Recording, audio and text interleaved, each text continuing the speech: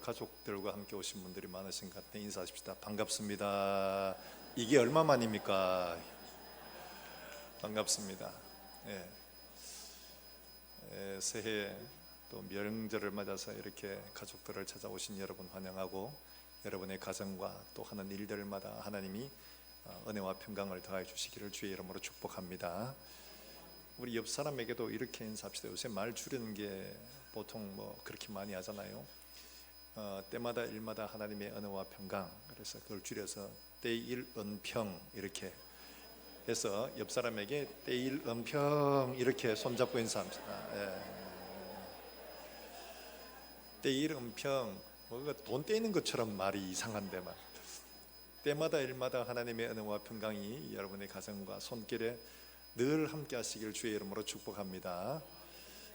우리나라에서 3대 명절이라면 설, 또 추석, 또 하나 뭘까요? 이걸 맞추시는 분들에게는 송편 하나를, 뭘까요? 단오입니다. 우리나라 3대 명절은 설, 추석, 단오 이렇습니다. 설이란 말은 낯설다, 새해이기 때문에 낯설다 해서 설. 그 다음에 추석은 1년 중에 8월 15일이 달이 가장 밝은 날이라, 그래서 모든 걸 거두고 날 가장 밝은 날 잔치를 하는 거죠. 그래서 추석. 그 다음에 단오는 1년 중에 양기가 가장 세다고 해서, 가장 크다고 해서 이날 굉장히 즐겁게 큰 명절로 보냈다고 해요. 근데 우리는 종종 이 단오를 잊어버리고 지금은 설과 추석을 이제 가장 큰 절기로 이렇게 지내고 있습니다. 가족들을 찾고 또 새해 인사도 하고 또 함께 음식도 나누고 하죠. 유대인들에게도 3대 명절이 있습니다. 우리가 잘 아는 것처럼 유월절, 그 다음에 뭐 있죠? 가만히 있어봐라, 뭐더라? 누가 이야기하면 나도 얘기하겠는데, 오순절 있죠. 그리고 제일 마지막에 수장절이라고 말하는 그 초막절이 있습니다. 이 세 가지 절기가 우리가 잘 알고 있는 보통 일반적인 절기고, 또 하나 절기가 굉장히 중요한 절기가 있는데 바로 이게 오늘 나오는 부림절입니다. 이 부림절, 원래 우리는 이 부림 이렇게 하지만 이 풀임입니다. 풀임. 이 부림이라는 이 말이 무슨 말인가? 제비 뽑는 거예요. 달리 말하면 추첨하는 겁니다. 이게 왜 그래 됐느냐 하니까, 이 배경을 좀 이해를 하면 에스더 전체를 좀 이해를 할 수가 있고, 그러면 이걸 왜 이렇게 그 사람들이 이렇게 절기를 이렇게 중요하게 지키는가를 이해를 하게 되어집니다. 요세푸스의 기록에 의하면 예수님도 이 부림절을 지켰다고 할 만큼 이때가 벌써 기원전 400년 전이니까요. 상당히 오래됐죠. 굉장히 오랫동안 지키고 있었다는 이런 거예요. 근데 이 부림절 절기가 왜 이렇게 지키게 되어졌는가 하니까, 이스라엘이 바벨론으로 포로로 잡혀가고 그 다음에 페르시아로 이제 넘어가게 됩니다. 근데 페르시아로 넘어가서 그 다음 두 번째 왕이 있죠. 우리가 이 본문에 나온 아하수에로 왕이 있습니다. 아하수에로 왕. 아하수에로 그러니까 이 사람이 누군지 잘 몰라요. 근데 일반 역사에서는 이 사람을 크세르크스 이렇게 소개를 합니다. 크세르크세스 왕인데, 이 사람은 이제 아버지 다리오가 그리스 정복 전쟁을 하려고 하다가 실패를 했습니다. 여러분 잘 아는 마라톤 전투에서 패배를 하고 실패를 해서 이 정복하고 이걸 평정을 해야 되는데 이걸 못한 겁니다. 이게 한이 남은 거예요. 그래서 아들이 크세르크세스가 내가 아버지의 이 원한을 내가 풀어주리라 이러고 난 다음에 즉위를 한 다음에 3년 동안 군비를 열심히 준비를 합니다. 군비를 준비를 하고 그 다음에 잔치를 벌이게 되는데 1장에 나오는 이야기입니다. 그가 혁혁한 권세와 그 다음 나라의 위엄과 이걸 존영을 하기 위해서 잔치를 127도에 벌여가지고 지도자들을 다 불러 모아 잔치를 아주 거대하게 베풉니다. 이거 왜 하느냐 하니까, 이제 그리스 전투를 앞두고 정복하기 위해 준비를 한 다음에 출정하기 위해서 이들에게 격려하는 잔치를 벌이게 되는 거예요. 이 잔치를 벌이는데 그 잔치의 정점에 어떤 일을 하느냐 하니까, 자기 왕비 와스티가 너무 예쁜 겁니다.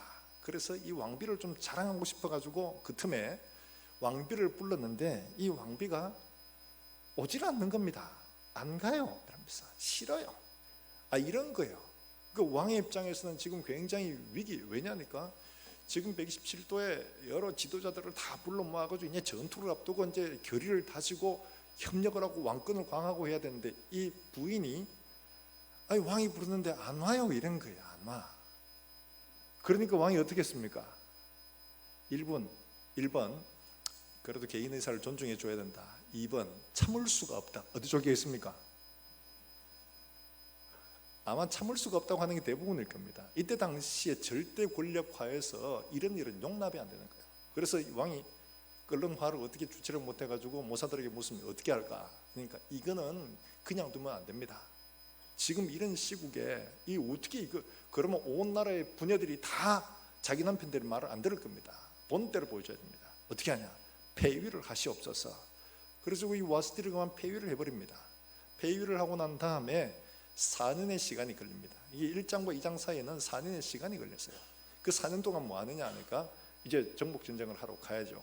정복전쟁을 하러 갔는데, 여러분 이 크세스가 여러분 영화 300에 나오는 그 이상한 페르시아 왕 있잖아요. 그 사람이에요. 이 성격이 굉장히 난폭하기도 하고 잔인하기도 하고 그렇다고 거침없기도 하고 불같은 사람, 이런 사람이거든요. 근데 이제 페르시아 이 군대를 딱 모아가지고 엄청난 수입니다. 이 모아가지고 그리스를 정복하기 위해 떠나게 됩니다. 이때는 떠나는데 두 가지 전투에서 패합니다. 살라미스 전투하고 플라타야라고 하는 전투에서 두 번 다 패하게 돼요. 이 플라타야라는 전투에서는 30만 대군을 이끌고 가서 한 20만이 죽습니다. 근데 이 그리스 전쟁에서 이 그리스의 병력은 얼마나 손실을 받느냐 하니까 그 기록에 의한 것들은 대략 한 1000명 좀 넘어요. 이 20만 죽고 여기는 1000명 좀 넘게 죽고, 이건 완전히 참패죠. 참패. 있을 수 없는 그런 전투를 완전히 그냥 참패한 거예요. 그래가지고 이제 결국엔 포기를 하고 2장에 넘어와서 그 후예라고 시작을 하는데, 그 후예가 4년의 전국 전쟁에서 두 번 다 실패를 하고 난 다음에 이제는 뭐 더 이상 할 수가 없는 이런 상황이에요. 그러고 난 다음에 그 후에 돌아와서 가만 생각하니까 집에 누가 없죠? 부인이 없는 거예요. 폐위시키고 나니까 부인이 없는 거예요. 그래가지고 그 일을 생각할 때, 그 일이 뭐냐 하니까 와스티를 폐위한 일을 생각을 할 때 이 말이거든요. 그 일을 생각을 하는데 가만 생각하니까 야, 내가 너무 심하지 않았냐? 그 잔치 한번 나왔다고 해서 이 사람을 폐위를 시키다니, 이러고 있으니까 신하들이 어떻게 했습니까? 그 일을 조언한 신하들은 위기감을 느낀 겁니다. 그래서 어떻게 하냐? 폐하, 전 나라에서 미녀들을 다 뽑아가지고 왕위를 뽑시다, 이렇게 말합니다. 원래 왕비는 페르시아인이어야 되지만은 이 사람들이 전국에서 다 모읍시다, 거창하게 국가적인 행사로 만들자는 거죠. 그래서 전 국가에서 내놓으라는 미인들을 다 불러 모읍니다. 그러니까 지금 우리 뭐 미스 코리아, 미스 유니버스 저리 가라죠. 다 불러 모아 내놓으라는 미인들을 다 불러 모아가지고 상당히 오랜 기간에 한 1년 가까이 동안 이들을 단장을 하고 합니다. 예쁘게 진짜로 이렇게 피부 마사지도 하고 또 이렇게 피부 미용도 하고 콜라겐도 미기 주고 막 하여튼 화장품 좋은 것도 하고 향수도 발라주고 막 여하튼 좋다는 건 다 해줍니다. 그러고 난 다음에 차례대로 불러가 가는데, 그 차례대로 부를 때 누가 당첨이 됐냐? 다른 사람은 다 지나갑니다. 마음에 안 드는데 와스디를 보는 순간에 그냥 눈이 뿅 간 거예요. 이 사람이. 그래, 이게 와스디가 아니죠? 누구였죠? 에스더예요. 에스더. 잘 아시네. 개떡같이 말해도 찰떡같이 알아들으시면 됩니다. 이 에스더가 너무 마음에 들고 예뻐가지고 볼 것도 없어요. 그래서 에스더로 낙점을 한 겁니다. 그러니까 사실은 이 에스더가 말하자면 그 촌떡이죠. 이 아버지도 없어요. 그냥 사촌 오빠인 그 누굽니까?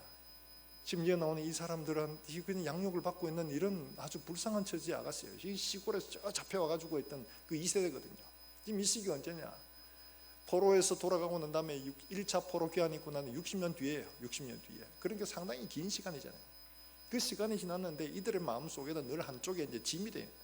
왜냐니까 야, 우리는 뭐야 이거 먼저 뭐 본국으로 돌아가자, 이런 여기에 열심을 가지고 애국적인 이런 마음을 가지고 있는 사람들, 신앙적인 사람들은 다 돌아갔습니다. 남아있는 사람들 어떤 사람이에요?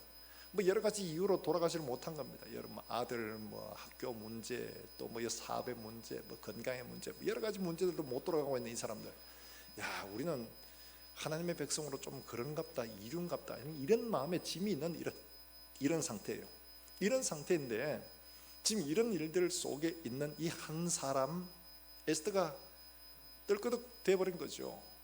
놀라운 일이었어요. 어떻게 이런 일이 벌어질 수 있을까 하는 이런 상태였거든요. 근데 에스더가 왕후가 되고 난 뒤에 그 제국의 2인자라고 말할 수 있는 하만이라는 사람이 있습니다. 이 사람은 어떤 사람이냐 하니까 아말렉 사람이에요. 아말렉 사람이 어떤 사람이냐 하니까 이스라엘이 애굽에서 나올 때 그 아말렉 사람들이 이스라엘의 뒤에 처진 사람들을 죽여가라고 이 사람들을 공격을 해서 하나님이 진노하셨어요. 아말렉 사람은 대대로 영원히 그냥 멸종시켜버리겠다고 할 만큼 하나님이 굉장히 노하셨어요. 바로 그 아말렉 사람, 살아남은 사람. 그러니까 이 아말렉 사람은 유다인들에게 호의적일까요? 적대적일까요? 당연히 적대적이죠. 근데 이 사람이 지금 에스더가 유다인인 걸 자기는 모르고 있어요. 근데 이 모르드게가, 그 사촌 오빠인 모르드게는 그 성문에 지키고 있는 한 관리일 뿐입니다. 왔다 갔다 하는데 다른 사람들은 전부 다 왕에게 하듯이 신에게 하듯이 엎드려 절하고 이러는데 이 모르드게는 그렇게 안 하는 거예요. 기분 나빴죠. 그래서 야, 저거 안 되겠다, 저거 죽여야 되겠다, 이렇게 작정을 하게 된 겁니다. 근데 그 와중에서 이제 어떤 작전들을 꾸미고 막 일어나가는 과정에 하나님이 뒤집어 가지고 이들을 살려 내신 거예요. 날짜를 딱 뽑아가지고 이들을 죽이기로 작정을 한 거예요. 그래서 왕에게 하만이 이야기를 한 겁니다. 왕이시여, 왕의 나라 이 127도 가운데 정말 한 민족이 정말 왕의 법도가 너무 달라가지고 이거는 왕의 나라에 두면 손해가 됩니다. 안 됩니다, 이거는. 그러니까 이거는 어떻게 조치를 해가지고 드러내야 됩니다. 만약에 손해가 될 것 같으면 내가 다 물어내겠습니다, 그 비용을. 그러니까 왕이 반지를 빼가 주면서 네 맘대로 해라. 이 인장 반지라는 건 도장이거든요. 이걸 주면서 네 맘대로 해라, 이렇게 한 거예요. 굉장한 실력자죠, 2인자니까. 그래서 하만이 날짜를 뽑은 겁니다. 날짜를 뽑은 건데, 날짜를 뽑을 당시에는 우리말로 하면 1월입니다. 첫째 달, 아수르 12년 첫째 달 뽑았는데, 날짜를 언제 뽑았냐? 12월에 뽑은 거예요. 12월로 날짜를 잡아서 12월 14일로 딱 뽑은 겁니다. 이 뽑은 이게 푸르라고 말해요. 이게 바로 부림절입니다. 날짜를 딱 뽑아가 이제 그동안 1년 동안 준비를 하잖아요. 준비를 하고 죽일 준비를 하는 그때에 그 와중에 이제 에스더가 이런 상태가 됐는데 그러면 너는 네 혼자 살겠냐? 모르드게가 대궐 앞에가 통곡을 하니까 어떻게 웬일이냐 물은 거죠. 그러니까 이런 상태가 됐다. 그럼 내가 지금 왕 앞에 불림 받지 못한 게 벌써 30일이다. 근데 왕비라도 왕 앞에 함부로 못 나갑니다. 만약에 왕 앞에 함부로 나갔는데 왕이 그날따라 기분 나빠가지고 네 왜 왔어? 이러면 그건 죽는 겁니다. 그런 정도예요. 그래서 왕이 마음에 들어가지고 이렇게 자기의 지팡이, 권위의 상징인 이 홀이죠, 이 지팡이를 내밀면 그 사람은 살게 되는 거예요. 지금 왕에게 부름받지 못한 게 30일이 됐고, 그런 상태에서 왕에게 나갈 수가 없고, 그래서 어떻게 했냐, 다 유다인들 다 모아가 3일 동안 금식을 하게 하십시오, 이렇게 부탁을 한 거죠. 그리고 자기도 금식을 하고 어떻게 하냐, 죽으면 죽으리다, 그 유명한 말을 하고 왕에게 나갑니다. 왕에 나갔더니만은 왕이 그 에스더의 모습에 그만 뿅 간 거죠, 두 번째로. 그래가지고 불러가지고 왕이 그에게 내가 네게 뭘 해줄까 이렇게 물으니까 아우 내가 죽게 생겼네 이렇게 하지 않습니다. 굉장히 지혜롭죠. 내가 내일 잔치를 베풀 테니까 왕이 하만과 함께 와 주십시오. 하만이 들으면 진짜로 이건 완전히 왕만 부르는데 자기를 불렀으니까 이게 뭐 어마어마한 대우잖아요. 이 기분이 너무 좋았어요. 너무 좋았는데 한 가지 걸린 게 모르드게가 좀 걸린 거예요. 아직까지 모르드게하고 에스더의 관계를 몰랐어요.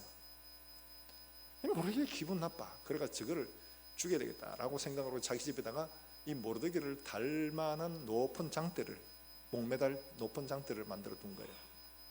그런데 반전이 일어나게 된 겁니다. 일이 뒤집어지게 된 거예요. 어떻게 뒤집어졌냐? 왕이 이제 어느 날 밤은 이제 잠을 자려고 하고 있는데 잠이 오지 않는 겁니다. 그래가지고 잠을 자려고 아무리 양 한 마리, 양 두 마리 세알이 봐도 잠을 잘 수가 없었어요. 그래가지고 옆에 부하를 부른 거죠. 대신을 불러가, 야 뭐하냐? 네 대기하고 있사옵니다. 그래 잠도 오는데 실록을 가져와 봐라. 그래가지고 일렀는데 어떤 일이 있었냐, 이제 이 왕을 시해하려고 하는, 암살하려고 하는 모의가 있었고, 그거를 모르드게가 신고를 해서 에스더를 통해서 실사를 해보니까 실제로 이런 암살 음모가 있었던 거예요. 그래서 이 두 사람을 잡아 죽였는데 실제로 이 고발한 모르드게에게 무슨 시상을 했느냐 물어보니까 전혀 포상이 없었던 거죠. 그러니까 어떻게 하냐, 마침 이 모르드게를 잡아 죽이려고 이제 왕궁에 들어왔던 이 하만에게 물은 겁니다. 야, 왕이 굉장히 존귀하게 만들고 싶은 사람이 있다. 그러면 네 생각에는 존귀하게 해주고 싶은 사람이 어떻게 하면 좋겠느냐 이렇게 물은 거죠. 하만의 생각은 자기가 그랬어요. 나 외에 누가 있겠나. 그래서 자기는 이 땅에 있는 모든 걸 다 할 수 있습니다. 그렇죠? 2인자로서 다 할 수 있는데 유일하게 한 가지는 못합니다. 그게 뭐냐? 감히 왕복을 입거나 왕관을 쓰거나 왕의 것은 절대로 손을 못 댑니다. 그러니까 이 하만이 어떻게 했냐? 나밖에 그럴 사람이 어디 있냐? 그러니까 그렇게 존귀하게 하시기로 마음을 먹거든 왕복을 입히고 왕관을 씌우고 또 왕이 타는 수레에다가 세워가지고 왕이 가장 그래도 신이 많은 사람의 손에 쥐어가지고 왕이 존귀하게 하려고 하는 사람은 이렇게 하신다. 이걸 하라는 거예요. 성내에 돌아다니면서. 그러니까 너는 그러면 모르드게를 그와 같이 시켜서 네가 끌고 가서 해라. 이렇게 하는 거예요. 이거 완전히 반전이 된 거죠. 자기는 완전히 뒤집어진 겁니다. 내가 될 줄 알았는데 그게 내가 가장 싫어하는 모르드게가 된 거예요. 그러고는 집에 와서 막 극하고 왔는데 두 번째 잔치에 또 끌려가서 있다가 완전히 이제 전세가 뒤집어져서 모르드게를 달려고 했던 그 자리에 자기가 달리고 자기 아들들이 달려 죽는, 그리고 이 절기가 만들어지게 되는 이런 일이 있는 거죠. 이 사람들은, 유대인들은 이날 죽음의 날이었던데 이 죽음의 날이 변하여 기쁨의 날이 되고 구원의 날이 된 거예요. 그래서 이 날을 이렇게 지켜라 이래가지고 긴 시간 동안 이들이 이렇게 지킵니다. 지금도 유대인들은 이 부림절에 에스더서를 읽습니다. 회당에 모여가지고 에스더서를 읽는데 이게 하만이라는 이름이 나오면 막 조롱을 합니다. 막 소리를 지르고. 그리고 이 사람들은 또 어떻게 하느냐? 이 부림절에 그들이 공식적인, 소위 말해서 잔치를 벌이죠. 잔치를 벌이면서 예물을 서로 간에 주고받고 합니다. 오늘 본문에 나오는 것처럼. 그리고 음식을 나눕니다. 음식을 나누고 또 가난한 사람 최소한 2병 이상에게 또 구제를 합니다. 이런 일들을 하는 거예요. 이 일들을 지금도 하고 있어요. 자, 이런 일들을 하는데 오늘날 우리가 세상 살아가는 일들에 이 똑같은 이런 일들이 있습니다.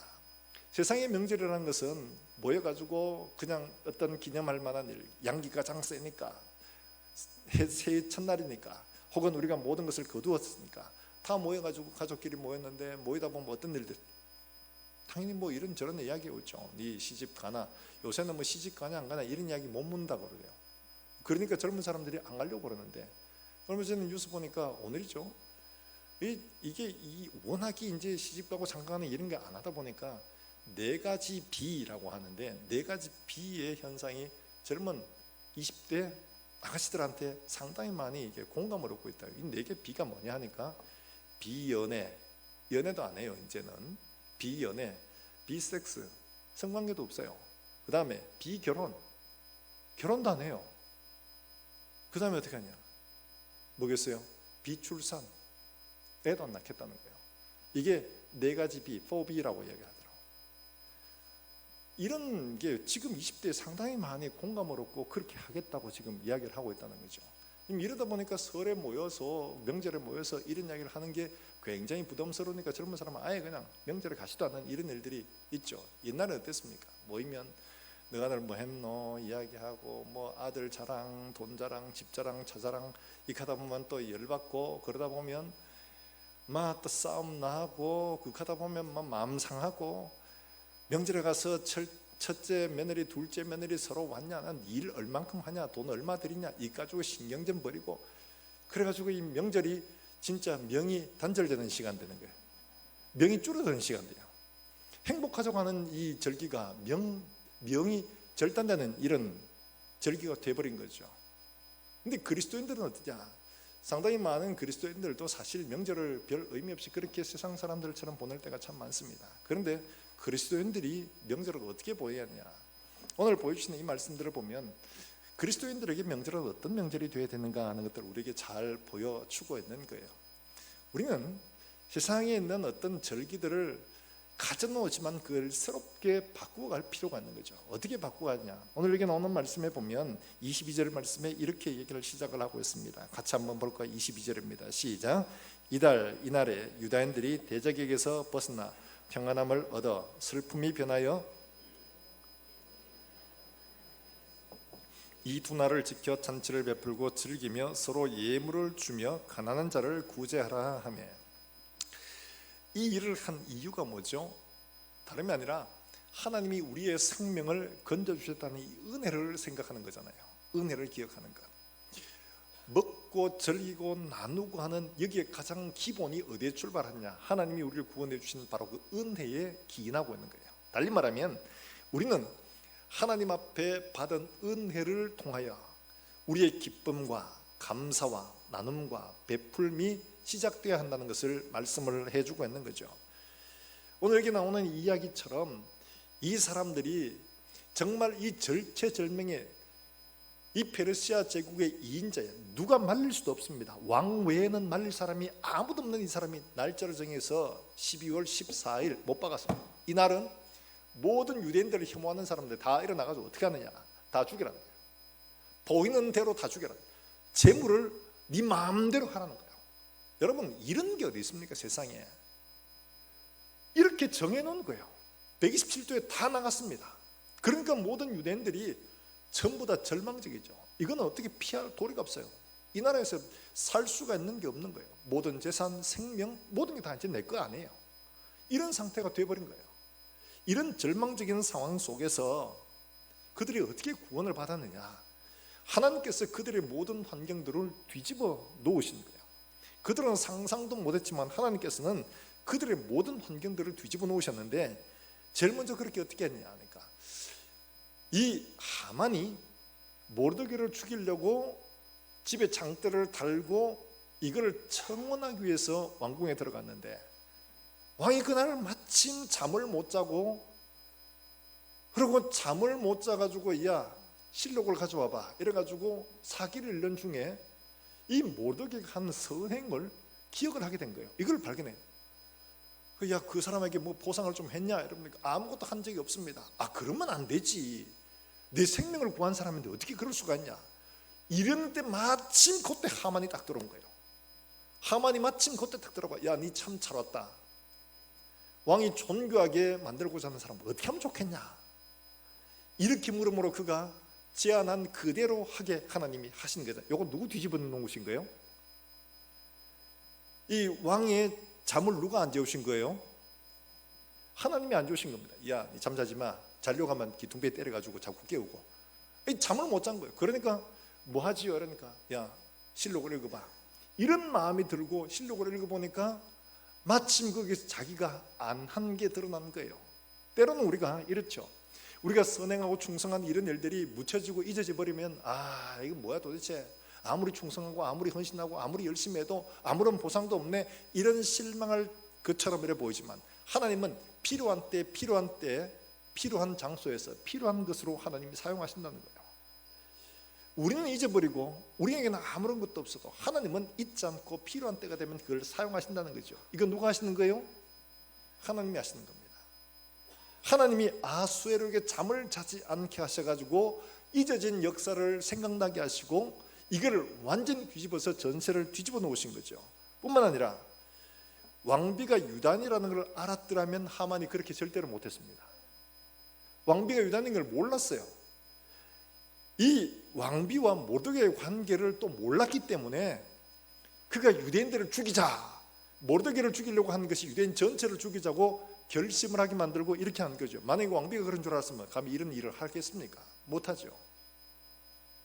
이런 일을 하게 하심으로 악한 자의 심판 하나님이 만들어 가신다는 걸 보여주고 있죠. 뿐만 아니라 하만이 왕비에게 목숨을 구걸하려고, 왕비가 지금 잔치를 두 번째 벌여가지고 네 소원이 무엇이냐, 내가 나라의 반이라도 주겠다고 했을 때 이 왕비가 뭐라고 하느냐, 나라의 반을 주십시오 라고 말한 거 아닙니다. 내 성명을 내게 주시고 내 민족을 내게 주십시오. 그러니까 왕이 얼마나 깜짝 놀라겠어요.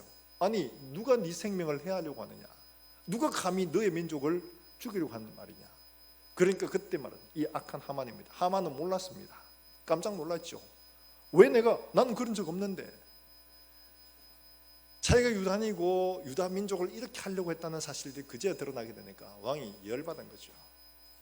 그래서 왕이 후궁으로 잠시 마음을 추스리고 저걸 어떻게 하나 싶어가 후궁으로 잠시 나간 사이에 하만이 왕비에게 구걸하기 위해서 왕비 글상을 붙들고 살려달라고 구걸합니다. 그때 마침 돌아와 보니까 왕이, 아니, 왕비의 글상에 엎드려져 있는 거예요.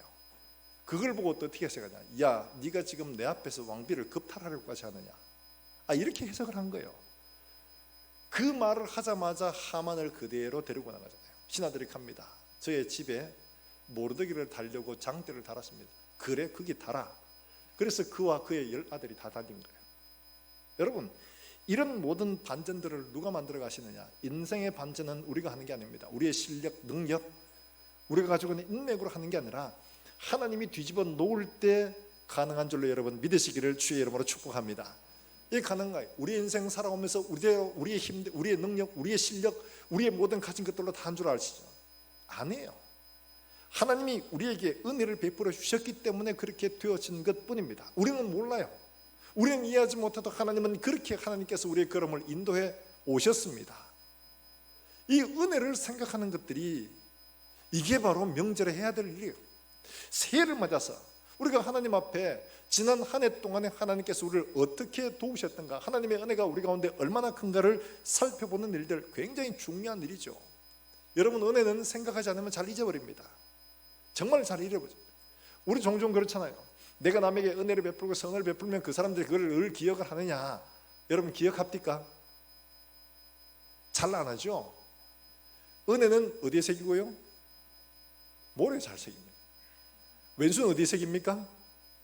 바위에 새기죠. 우리 마음에 그래요. 내한테 잘못한 거는 막 철저히 기억하는데 내게 은혜 베푼 것들은 잘 기억을 안 해요. 잘 잊어버려요. 하나님이 우리에게 베푸신 은혜들을 하나하나 되짚어 보면 참으로 큰데 우리는 그 하나님의 은혜를 잘 잊어버리고 하나님이 내게 안 해주신 것, 이거 섭섭해가지고 이거는 그냥 하나님 언제 기도했는데 기도 응답도 안 해주시잖아요. 이것도 이랬잖아요. 저것도 이랬잖아요. 이래가지고 하나님 앞에 안 받은 것들만 철저하게 이 돌에 새겨놓고 있는 거예요. 하나님의 은혜를 새기지 못해요. 사랑하는 여러분들, 하나님의 은혜를 우리의 심령 속에 명절에 새기고 또 살펴보고 그걸 찾아서 하나님 앞에 감사할 수 있는 이런 날이 될 수 있기를 주의 이름으로 축원합니다. 그래서 이들에게 하나님의 은혜가 이러하다는 것을 이 사람들이 기억하고 이걸 대대로 전해라 이렇게 말하고 있는 거예요. 사랑하는 여러분, 우리의 지난 모든 세월들을 보면 하나님의 은혜가 아닌 것이 없죠. 제가 잠깐 말씀드렸다시피 빌 브라이슨이라고 하는 사람이 지은 그 바디라고 하는 책을 보면서 제가 참 지금 재미있게 보고 있는데, 이 우리 몸이 너무 정말 정교한 거예요. 이거 어떻게 설명을 다 하기 어려울 만큼이나 대단한 겁니다. 정말 놀라운 거예요. 내가 오늘 하루 살아가는 이것도 내가 하는 게 아니라 하나님의 은혜요. 가족들을 만나는 것도 하나님의 은혜요. 함께 즐겨 누릴 수 있는 것도 하나님의 은혜입니다. 웬만하면 아멘해도 괜찮습니다. 우리가 하는 일들 지금까지 하고 있는 것만 해도 정말 하나님의 은혜입니다. 여러분, 우리가 하루하루 살아가는 일들이 기적 같은 일이에요. 정말이에요. 근데 이거 다 생각 안 합니다. 생각하지 않고 돌아보지 않으니까 늘 당연히 있어야 될 일로 생각하는데 이게 당연한 게 절대로 아닙니다. 어려움을 만나보고 힘든 일을 만나보고 고통을 당해보고 사고를 만나보면 이게 당연한 게 아니구나 하는 것들을 깨달아 하는 거예요. 내가 내 뜻대로 일어나고 씻고 일을 하고 밥을 먹고 사람을 만나고 예배를 올 수 있는 이 모든 것들이 하나님이 주신 은혜뿐입니다. 은혜뿐입니다. 찾아보면 하나님의 은혜가 아닌 것들이 없어요. 이것들을 생각하고 하나님의 은혜를 기념하는 것들이 명절이 되어야 되는 거예요. 우리가 지난 한 해 동안 그렇게 하나님의 은혜로 살았습니다. 새해도 하나님 우리에게 이런 은혜를 하나님 앞에 간구합니다. 은혜를 구하는 거예요. 은혜를. 사랑하는 여러분들, 이 명절에 하나님 앞에 은혜를 헤아리며 감사할 수 있는 저와 여러분 될 수 있기를 주의 이름으로 축원합니다. 그러면 은혜를 딱 받아가지고 하나님 은혜 감사합니다 이러고는 가만히 땡 그러고 잊어버리면 끝이냐? 그렇진 않죠. 오늘 여기 나오는 22절 말씀에 가만히 보면 그 은혜에 합당한 것들을 하도록 명하고 있죠. 22절 말씀 같이 한번 읽어볼까요? 22절 시작. 이날에 유다인들이 대적에게서 벗어나서 평안함을 얻어 슬픔이 변하여 기쁨이 되고 애통이 변하여 길한 날이 되었으니 이 두 날을 지켜 잔치를 베풀고 즐기며 서로 예물을 주며 가난한 자를 구제하라 하며. 이거는 반드시 어떻게 해야 되는 거예요? 나누고 베풀어야 되는 거예요. 은혜를 받았으면 그 은혜 나만 가지고 누리고 즐기는 게 아니고 나도 누리고 즐기고 다른 사람에게도 이 은혜를 베푸는 것, 하나님의 은혜를 전하는 이것이 마땅한 성도의 명절이 되어야 된다는 것을 보여주고 있는 거죠. 여러분, 구원의 은혜에 여러분 감사할 수 있기를 주의 이름으로 축원합니다. 여러분, 우리의 사는 삶들을 되돌아보면 나이가 들어가니까 그런 것 같아요. 여러 주변에 여러 위험한 일들, 어려운 일들을 만나는 것들을 보고 이러다 보니까 사는 게 이게 내게 아니구나, 살아가면 갈수록 이게 다 내게 아니구나, 이거를 이제 점점 더 이제 깨달아지는 나이가 된 것 같아요. 우리가 살아가는 하루하루가 하나님의 선물이구나. 그러면 이 살아가는 이 하루하루를 어떻게 해야 될까? 나누고 베풀고 사랑하는 이 일들에 우리의 삶의 시간을 쓰는 것들이 이 하나님의 뜻이거든요. 하나님께서 그렇게 하라고 하셨어요.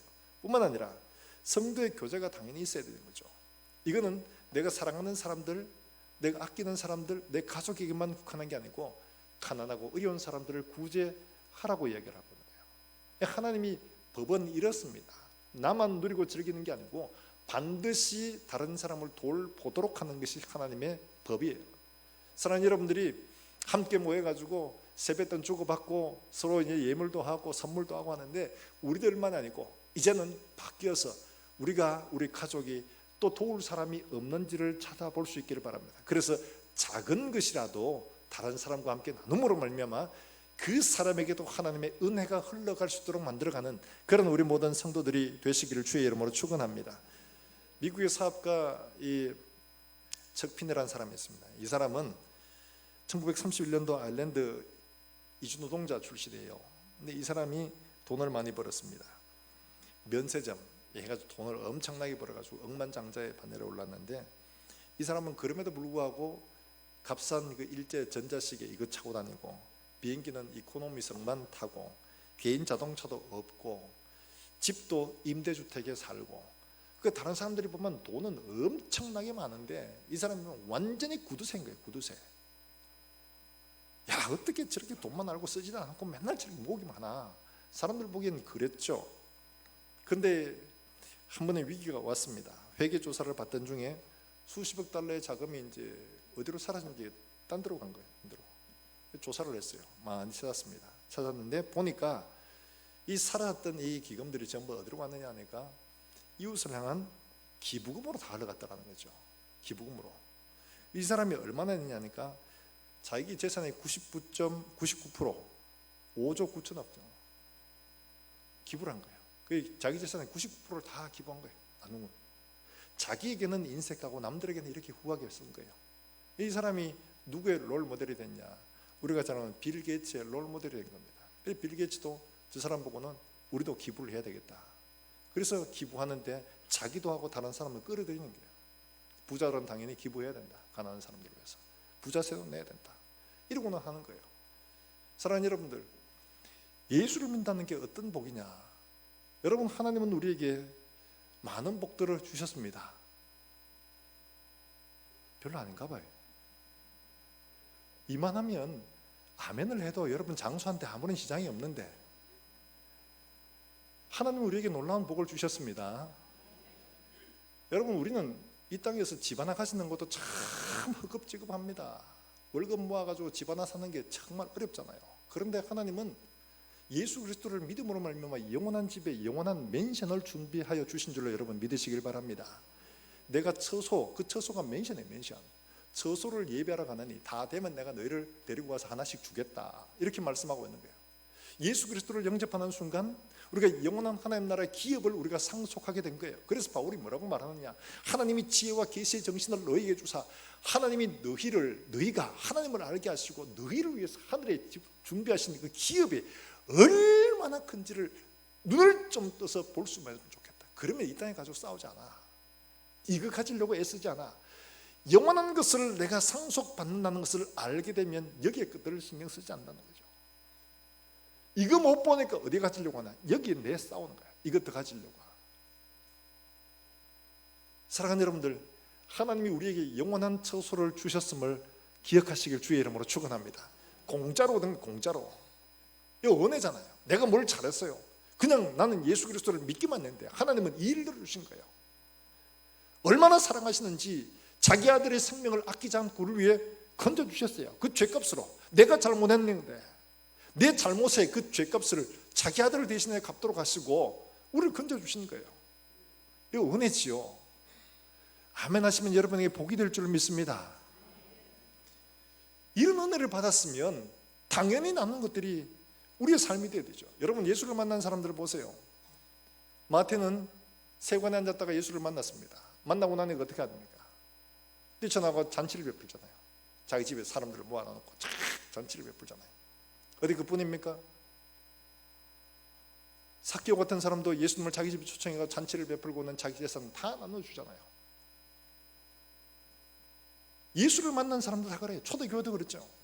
성령 받고 예수를 만나고 나니까 이 사람들이 전부 자기 재산 집들 다 팔아가지고 가난한 사람들을 구제를 하고, 교회 안에 있는 사람들만이 아니라 밖에 있는 사람들 구제를 하니까 사람들이 두려워하게 된 거예요. 어떻게 저럴 수가 있느냐.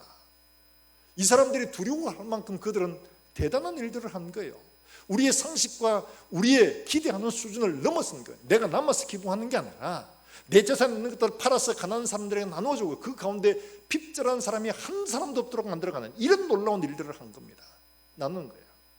사랑하는 여러분들, 하나님은 우리에게 당신의 보호자까지 나누어 주신 줄로 여러분 믿으시길 바랍니다. 하나님 우편에 앉을 수 있는 권리를 우리에게 주셨어요. 영원한 하나님 나라, 당신의 나라인데 그걸 우리에게 상속해 주셨습니다. 나누어 주셨습니다.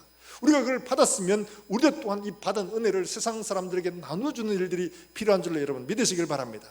나만 복을 받고 내 것만 가지고 내 아들만 잘 되고 하는 게 아니라 나를 통해서 다른 사람이 복을 받도록 하는 이런 일들이 우리 모든 성도들의 가정 속에 일어나기를 주의 이름으로 축원합니다.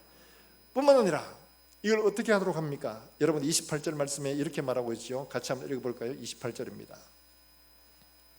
같이 읽습니다. 시작. 각 지방, 각급, 각 집에서 대대로 이 두 날을 기념하여 지키되 이 부리미를 유다인 중에서 패하지 않게 하고 그들의 후손들이 계속해서 어떻게 해요? 계속해서 기념하게 했죠. 이걸 계속 물려준 겁니다. 그래서 아주 긴 세월 동안 예수님이 있을 그때까지도 지금도 이걸 지키고 있는 거예요. 왜 그러냐? 우리가 하나님 앞에 이런 은혜를 입었다, 이걸 기억하게 돼요. 계속해서 기억하게 되는 거예요. 사랑하는 여러분들, 우리가 하나님 앞에 받은 바 은혜와 그 사랑을 기념하게 하고 물려주는 것 대단히 큰 일입니다. 이스라엘 역사 가운데 가장 아픈 역사가 바로 사사기 시대인데, 그때 여호수아로 말미암아 대단한 믿음의 역사를 이룬 그 세대가 다 떠나고 나니까 그 다음 세대는 하나님을 알지 아니하였더라, 이렇게 나와요. 왜 그랬느냐? 그렇게 그들이 대단한 역사를 이루었지만 그 다음 세대는 완전히 하나님을 모르는 세대가 되어져 버린 거예요. 어떻게 그렇게 했을까? 그 조상들의 믿음을 그들에게 전수하지 못해서 그런 거죠. 왜 전수를 못했을까? 여러분, 이거는 말로 해가 되는 게 아니에요. 그래서 하나님은 뭐라고 말씀하시냐? 사사기 3장 4절의 말씀에 이렇게 말하고 있습니다. 여러분 사사기 3장 4절 말씀 한번 보실까요?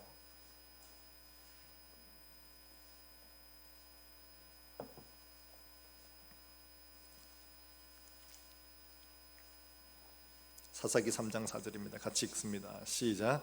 남겨두신 이 이방 민족들로 이스라엘을 시험하사 여호와께서 모세를 통하여 그들의 조상들에게 이르신 명령들을 순종하는지 알고자 하셨더라. 이들이 전쟁을 미처 못했는데 이 남겨진 것들을 통해서 하나님은 그들을 뭐 하도록 하시는 거예요? 순종하는 건 곧 뭐냐? 전쟁하도록 하는 겁니다. 싸움을 잊어버리도록 만든 게 아니라 싸우도록 해야 되는데 싸움을 잊어버리도록 만든 거예요. 그러니까 이들이 하나님을 모르는 거예요. 달리 말하면 내가 얻은 부를 자식들은 그냥 그대로 물려받으면 이 사람들은, 얘들은 기도하는 법도 잊어버리고 하나님을 예배하는 법도 잊어버리고 하나님을 신뢰하는 법도 잊어버립니다. 문제를 만나지 않으면 하지 않습니다. 모든 게 다 문제 없는데 왜 우리가 기도하고 말씀을 봐야 되나? 기도하고 말씀 봐야 할 이유를 잃어버리는 거예요. 이들에게 싸워야 할 이유와 싸우는 방법들을 물려주는 것들이 진짜 우리에게 필요하다는 거죠. 어려운 문제를 두면 네 열심히 가라, 엄마가 기도할게. 아니에요. 네가 기도해라. 네가. 엄마는 이렇게 했다, 너도 이렇게 기도해서 하나님의 살아계신 것을 네가 경험해야 된다. 네 믿음이야, 네 믿음. 이걸 해야 되는 거예요. 내가 기도할게. 너는 원하는 건 네 마음대로 해라. 나는 엄마는 막 죽자 사자 기도할 테니까 니는 걱정하지 말고. 물론 부모님이 기도하는 건 굉장한 힘이 되죠. 그러나 본인이 하나님의 말씀을 붙들고 본인이 하나님 앞에 씨름을 하고 본인이 하나님 앞에 기도하고 엎드리는 이 훈련을 시키는 건 대단히 중요한 일이에요. 사랑하는 여러분들, 이 일들을 믿음으로 물려줄 수 있는 저와 여러분들 수 있기를 주의 이름으로 축원합니다. 이것 하지 않으면 다음 세대 지금 갈수록 점점 더 어려워져 갑니다. 정말 어려워져 갑니다. 우리가 상상하지 못한 그런 세대를 만나게 될 겁니다. 지금은 여전히 은혜의 세대요, 받은 축복의 세대를 누리고 있기 때문에 잘 모릅니다. 그런데 이후에 가다 보면 우리가 상상치 못한 일들을 만나게 될 텐데, 그때 이 아이들이 믿음을 지키고 하나님을 의지할 수 있도록 만들어가는 것보다 더 중요한 일이 없거든요. 사랑하는 여러분들, 명절에 모여서 가족끼리 함께 음식을 나누고 함께 기쁨을 누리는 것도 중요하지만 그 용돈보다 더 중요한 것은 하나님을 믿는 믿음, 하나님께서 우리에게 행하신 그 놀라운 역사들에 대한 은혜, 이거를 물려줄 수 있기를 주 예수의 이름으로 축복합니다. 이게 되어질 때 정말 믿음의 대가 계속 이어져 가죠. 그렇게 되어질 때 그 믿음으로 말미암는 그 가정이 하나님의 은혜 가운데 날마다 명문가로 변화되어 갈 줄로 믿습니다. 우리 모든 성도들이 이와 같이 되기를 다시 한번 더 주의 이름으로 축복합니다. 축복합니다. 우리 함께 찬송하겠습니다. 사철의 봄바람 불어있고 하나님 아버지 모셨으니